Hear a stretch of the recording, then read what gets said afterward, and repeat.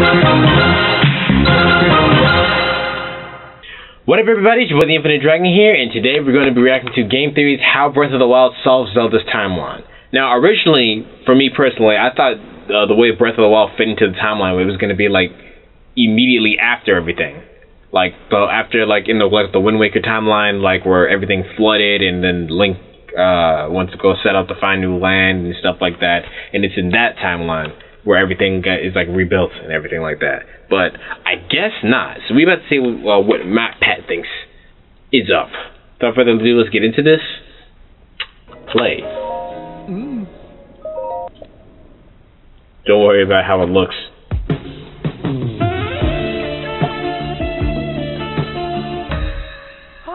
Oh, you're all just jealous.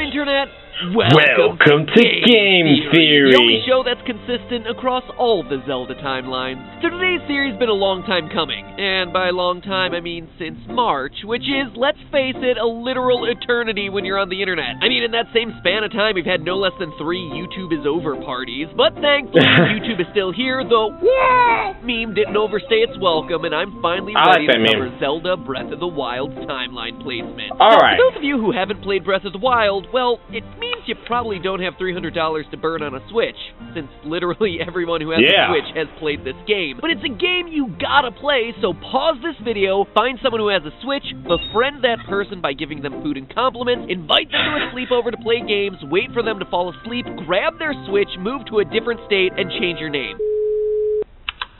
Please do not actually do this. If you can't afford a Switch yet, you can save up the money and go buy Breath of the Wild on the Wii U if you are really desperate. This game is really good. Even if you have never played a Zelda game before, I promise that you will love this game. Never steal anyone's consoles, games, or anything for that matter. Stealing is not cool, and changing your identity is really hard to do. Believe me. Okay. I mean, I wouldn't know anything about that, and whatever you do, don't look up John Titor. Too long to read, do not steal. It's as easy as that. Don't worry, this video will be here when you get done. Great, you've unpaused the...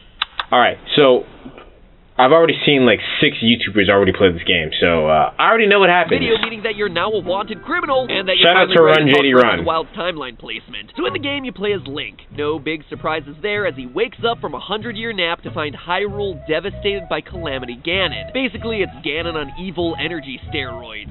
Yum! And roided up. And it's up to you to reawaken 4 ancient Power Ranger Zords. Go, go, Hyrule champion! And defeat Ganon. That's funny. All. But before we can properly identify where this is in the timelines, we need to understand the basics of those timelines. Now, I'm not going to go too in-depth here. Well, then he's just going to look at the maps and stuff, isn't he? Game theory that you can laugh at me for up in that eye icon in the upper right-hand corner. Watch that and tell me, yeah? Those are the good old days of game theory? Okay, sorry my friends, your memory has betrayed you. Either that or, man, I am trying way too hard these days. Time to dial it back. Anyway, here's you are wearing whatever that is. Skyward Sword and remains linear up until Ocarina of Time, at which point it splits in 3. During Ocarina, you travel through time with the Master Sword, being a child in the past and an adult in the future. At the end of the game, 3 timelines are created, because time hopping always causes a problem. One follows the adult timeline that you just saved from Ganon. The second follows Link as he transforms back into a child at the end of the game. And finally, the third one's where you fail to defeat Ganon, you die, and the giant pig man takes over the Triforce. That's right, every time you blow... Wait, in this continuity, shouldn't there be 4, then? Because then Kid Link never saved the... Well, then again, I guess if he saved it, then the continuity turned into, the one where he just gets older. So I guess up with your own bomb time is weird. On to rule Hyrule. Way to go, hero of time. Way to go. Sarcastic slow clap. Alright, so now that you're all caught up in the timeline, what do we know for sure about Breath of the Wild's placement? In an interview with Game Informer in February before the release of the game, Legend of Zelda director Eiji Aonuma was asked if Breath of the Wild takes place before or after Ocarina of Time. His response... 後です。Great! Okay. Super helpful there, buddy. Which means it's time for us to put on our tunics of the theorist and get to digging. Now, before we get too deep into this, there's some quote-unquote evidence that we need to take off the table. Amiibo. Alright then. Any weapon, piece of armor, or wolf version that comes from Amiibo is taken off the table, since Amiibo because it items doesn't are make more sense. like Easter eggs. That's like extra stuff, you can't really yeah. trust treasure chests that pop out of thin air. To make sure that we are staying as canon as possible with this one, we are only using items and clues that can be physically found in the game. Oh, sorry there, buddy. But who's a good boy? Who's a good boy? Who wants to chew on Tingle's leg? Yeah, you do. Before the game's release, I don't like Tingle. Tingle is weird. Was salt. And no, we're not talking about Rivali's saltiness for having to assist you in your journey. I mean, it's just asinine. We're talking about Dude, Falco, get out of here. By smashing mineral deposits. According to the flavor text, rock salt is, quote, crystallized salt from the ancient sea commonly used to season meals. Ancient sea, you say? Online Zelda theorists immediately concluded that this could be referring to the Great Sea, the flooded overworld that's your main setting in Wind that's what I Waker, thought. which would put the game pretty solidly in the Adult Era timeline. The Adult Era was then further supported by two races that Link interacts with only in Wind Waker. The Rito, a bird race, and the Korok, leafy-faced forest spirits. And it was easy to tie the Koroks from Breath of the Wild to the Koroks of Wind Waker because they look almost... You'll notice some significant similarity. In both maps, we can see that the desert is to the southwest, Death Mountain is to the north, the Lost Woods also north, and Lake Hylia is to the south. I mean, granted, they're not perfectly aligned, but there's no denying that they're a closer match than anything found in any of the other games. And not only that, but Spectacle Rock, a rock formation looking like glasses, can be found in Breath of the Wild. This particular mountainous formation is only found in the games falling in the Failed Hero timeline. And evidence for the Failed Hero timeline doesn't stop there. Breath of the Wild's most deadly enemy, the half-horse, half-lion pain train of death, Lionel, has only appeared in 5 other games throughout the Zelda series. Their first and most known appearance was the original Legend of Zelda, but they also show up in the past, the Oracle games, and the recent Link Between Worlds. Whether or not they appear in a given Zelda game is inconsistent at best, but one thing is true of all the games they've appeared in. They're all part of the Failed Hero timeline. That's some pretty good proof there. Never see them in any of the other games outside of this one branch, which strongly suggests that the Lionels were only recruited into Ganon's army once he managed to defeat Link during the events of Ocarina of Time. And speaking of enemies, let's talk the Demon King himself, Ganon. In Breath of the Wild, we witness a reincarnation of Ganon that we have never really wanted Ganondorf to be in this game. Calamity Ganon. A Ganon that has gone full-on rage mode. But the clue here isn't what is present, it's about what isn't. In both the Child Era and Adult Era, Ganon is often seen in his Gerudo form, Ganondorf. Even after transforming to the beast in Twilight Princess, we see that he can't maintain the form after getting beaten down by Link. Instead, we see him preferring his Gerudo form for the final fight. And he's sealed. That fight was awesome in Twilight. Wind Waker is the same way. Sure, there's a puppet of Ganon, but who you're really fighting in this game is Ganondorf. But Calamity Ganon is a demon through and through. He has no humanoid form. And in what timeline do you never see his Gerudo form? The Failed Hero timeline.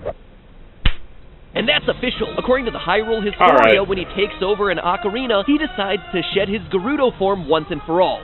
Quote, at last Ganondorf found himself in the possession of the Triforce of Wisdom that dwelt within Princess Zelda and the Triforce of Courage that dwelt in Link. His true power achieved, he transformed into the Demon King. End quote. Demon King Ganon. And that's the kind of Ganon we're fighting in Breath of the Wild. A Ganon that has shed all forms of humanity to become the manifestation of evil. That after being sealed time and time again would be enraged enough to give up on reincarnating entirely, as we hear Zelda say before we fight his Dark Beast form. He has given up on reincarnation and assumed his pure, enraged form. And it's 100% true. By the time the events of Breath of the Wild occur, Ganon's revival had become a century-old tradition. It's like Christmas, except every present is the potential of death. We see that Ganondorf is revived twice in the Adult Era, reincarnated once in the Child Era, and that the Demon King Ganon is revived 4 times. 4 times in the failed timeline. I mean, hey, I just skipped to rage mode at that point too. But to me, the most convincing piece of evidence comes when you complete one of the hardest challenges in the game. By finding and conquering all 120 shrines, which is exhausting, by the way. I mean, why am I standing on this platform naked waiting for the blood moon? Just to get another orb? Whoopity-doo! A man only needs so much stamina, guys. Or does he? Ha ha ha! By conquering every shrine, you unlock 3 special chests, which contain the tunic, cap, and trousers of the wild. They're some of, if not the best equipment items. And you know they're going to be an important reward because they're the prize for pretty much completing the game. I mean, I know my buddy Gerard the completionist would argue that you can also collect all the Korok seeds and iPad pictures and level up all the armor, but seriously, beating every dungeon is usually where most people are going to draw the line. Anyway, I'm sure you're all asking what's so important about these items. It's just Link's green outfit, right? Wrong. No. Let's see if you can spot what I'm talking about. Look at this art from the first ever Zelda game. Here's Zelda 2, Oracle of Ages and Seasons, Link to the Past, Link Between Worlds. Now look at Link from Twilight Princess, Wind Waker, Phantom Hourglass, Majora's Mask. Did you see it? The yellow stripe in the hat. In every single game from the failed hero timeline, Link's hat has that signature yellow band in it. But in every other timeline, he only has a straight green hat. Not Twilight, not Majora's Mask, not Wind Waker or Phantom Hourglass. And look once more at the hat of the wild. Yellow stripe. This blew my mind. I was so floored finding this. Because for years, all us Zelda fans were assuming that Nintendo just threw together this 3-split timeline because they needed a solution for something that they had never actually planned out, but that the fans were begging them for. We thought it was a cop-out, but no. This detail proves not only that Breath of the Wild belongs to the failed hero timeline, but that Nintendo has been keeping track of their continuity from the very first game in the series. And there you have it. Taking in all the evidence, the scales greatly tip in favor of Breath of the Wild being at the end of the failed hero timeline. Yes, there's still that reference to the Twilight, but in foreign translations of the game, Zelda also mentions sailing the high seas, so maybe the Triforce of Wisdom gives her vision across all the different timelines. I don't know, but I can totally see it being a thing. Regardless, I'd say that the physical evidence is rock solid. Rock solid. The only pieces of evidence that can't be explained away via appearances in other timelines all point to the failed hero branch. So there you have it. Feel free to confirm it, Nintendo. And heck, if you're upset with the results, just be glad we didn't find a way to tie it into the CDI timeline. Oh no! Oh no, he's got a yellow strap! But hey, that's just a theory. A game theory. Thanks for watching. Okay, guys. She put out some compelling evidence, because literally my only evidence was like, everything was destroyed and then he came back. That was my evidence for that. So, that was a pretty convincing argument, all things considered.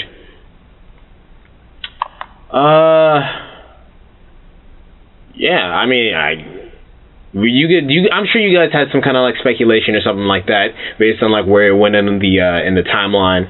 So let me know in the comments down below what you thought the original timeline was going to be for Breath of the Wild. And if you still don't agree with MatPat, let me know why. Let me know in the comments down below why you don't think that. I think that's about it for this video. So that's about it. Later.